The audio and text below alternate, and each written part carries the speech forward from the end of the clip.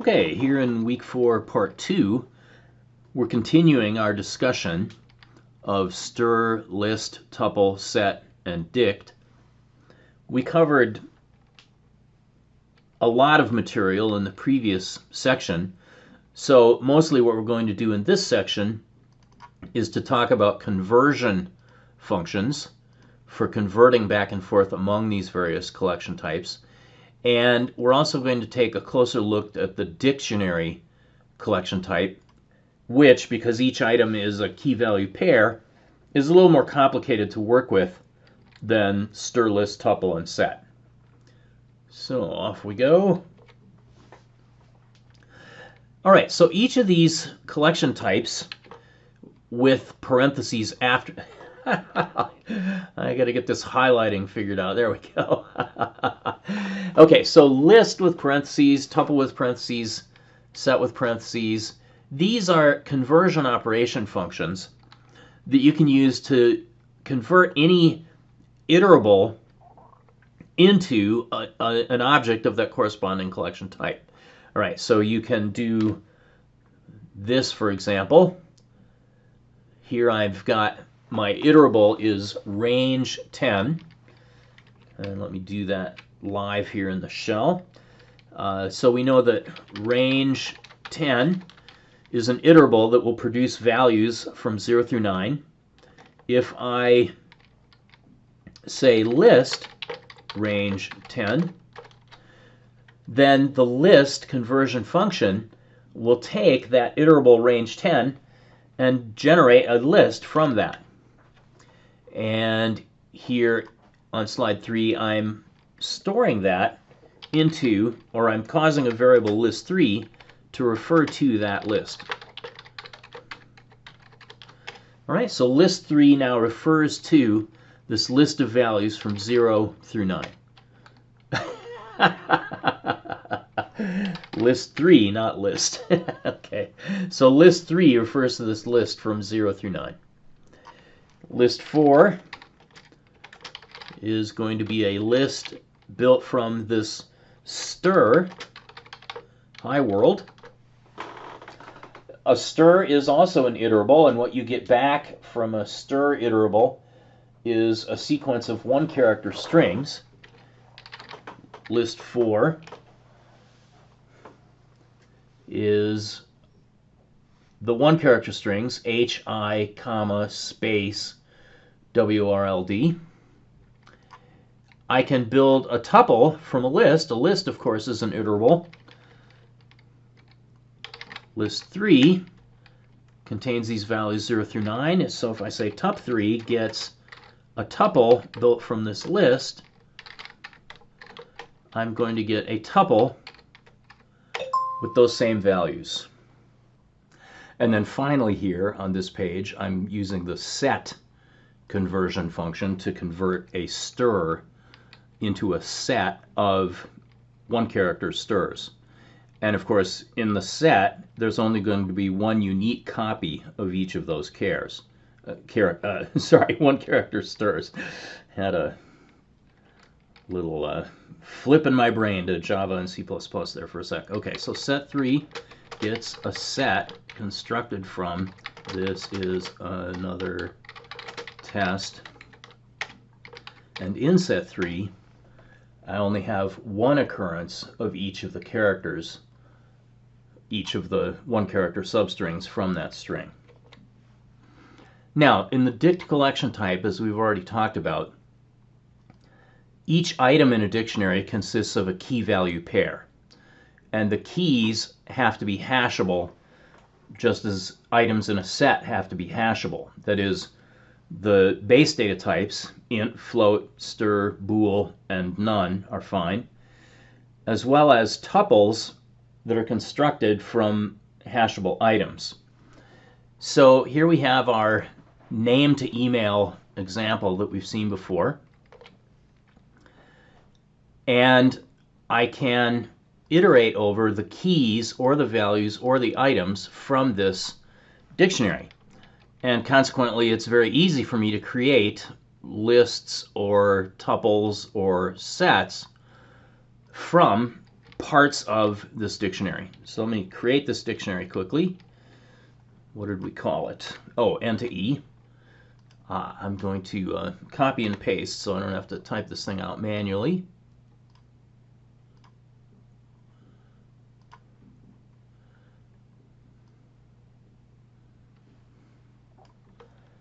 All right. So there's my N to E dictionary. And now if I want a list of the names of the people in the dictionary, if I just give the dictionary itself as the iterable, that's equivalent to giving or to requesting the keys iterable from the dictionary. And so this just gives me the keys from the dictionary, which is the names of the users. Then to get the email addresses into this tuple tup4, I'm using the n to e.values iterable. And finally, I'm creating set4 here as a set of all of the items. All right. Now remember that each item is a key value pair as a tuple. So what I'm going to get here is a set of tuples. And because the items in each set are both strs, the items in each tuple are both strs. So here's a tuple representing the first item from the dictionary.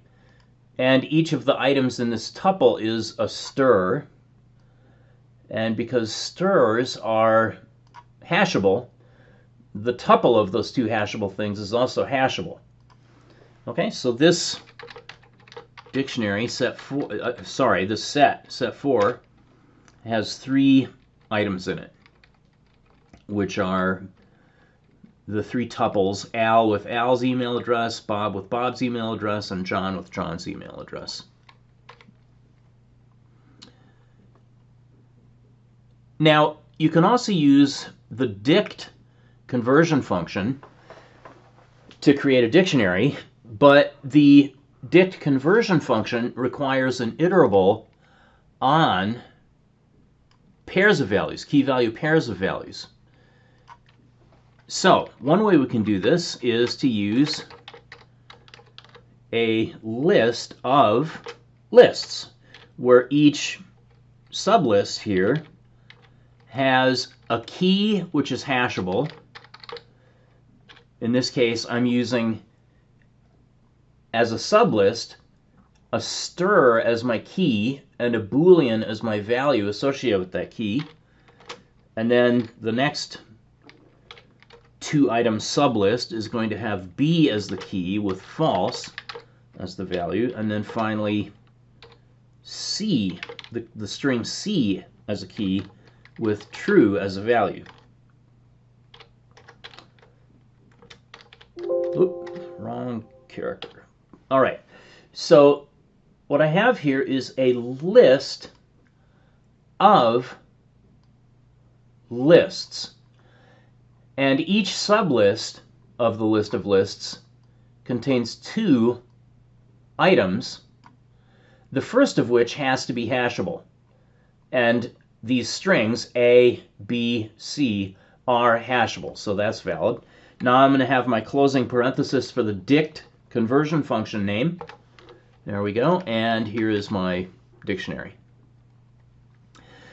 Well, so a list of 2-item sublists is one way to set up an appropriate iterable to create a dictionary, but I can also use, as in this case here for D2, a set of tuples, so-called 2 tuples. A 2 tuple is a tuple that contains 2 items.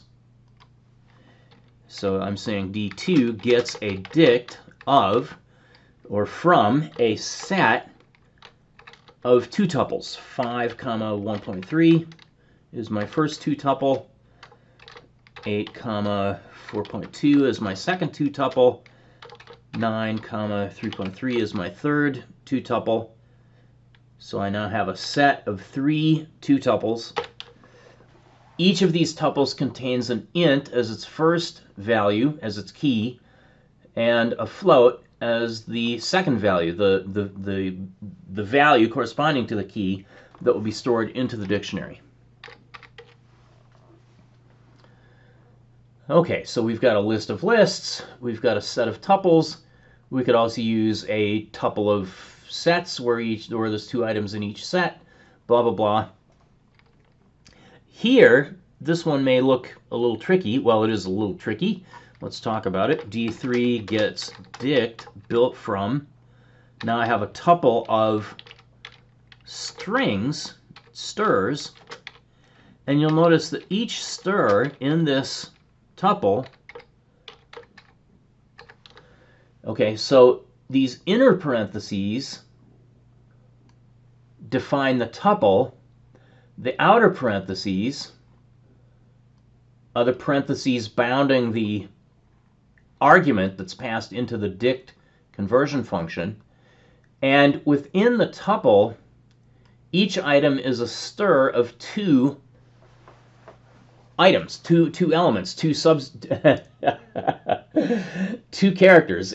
So each string of 2 characters is going to be separated into 2 1-character substrings, and consequently what will happen here is that the first character from each of these 2-character strings will become the key, and the second character will become the value associated with that key.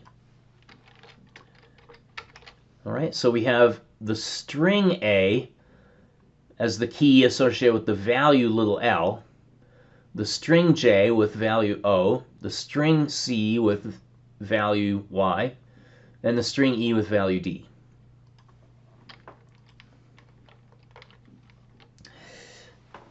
Now, manually creating these collections of 2-item subcollections is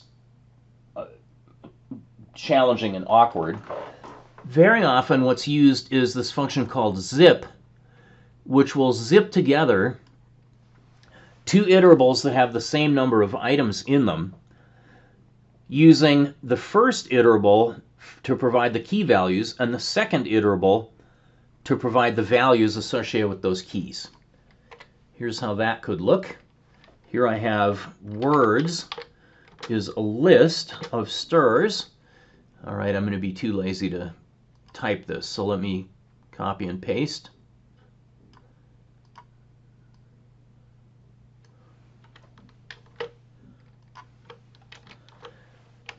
Okay, so words is a list of strs. There are 6 strs in this words list, to be or not to be. And I would like to have those be the values associated with some keys. Now for the keys, let's just use the index values 0 through 5. Okay. In other words, as I've shown, there are 6 words in that. There are 6 strs in that list. So if I ask for range of len of words, this is equivalent to range 6, which gives me an iterable for the values 0, 1, 2, 3, 4, 5.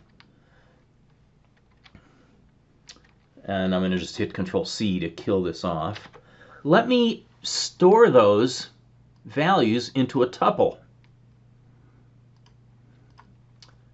All right, so the tuple will be my second iterable. So nums, the integer numbers, the indexes associated with the words, is going to be the tuple, the tuple associated with range len words.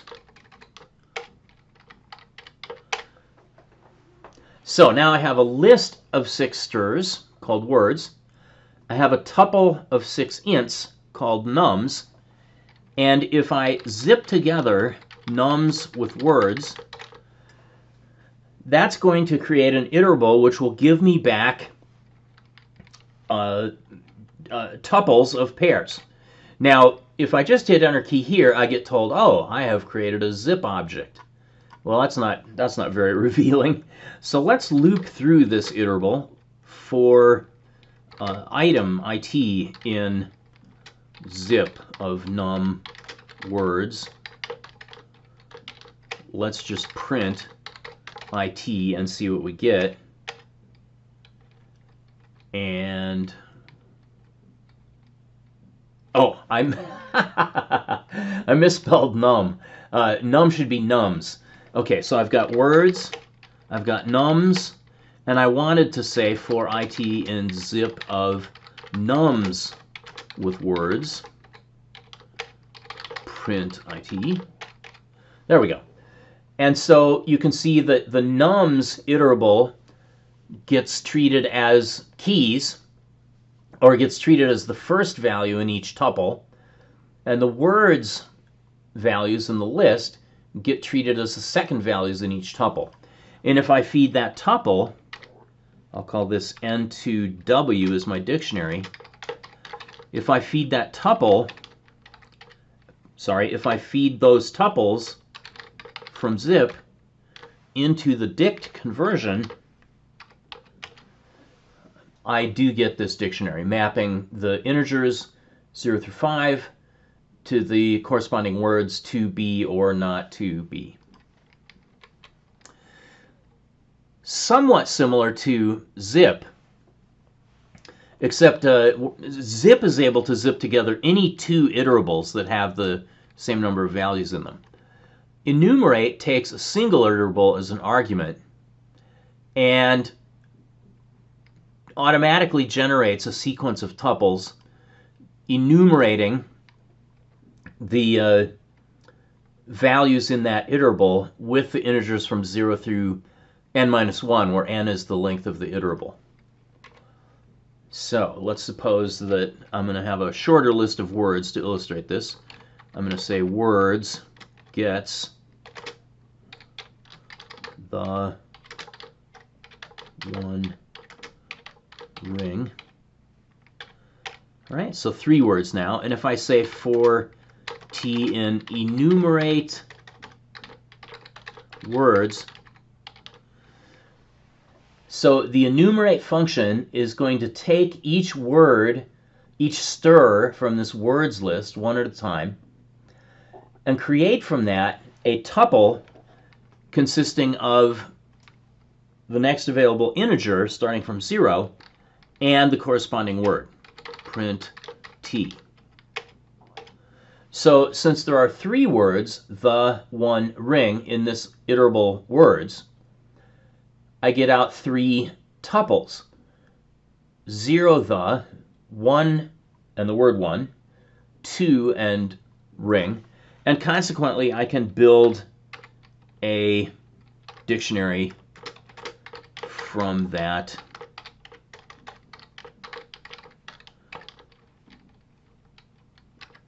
iterable over this enumeration. Okay.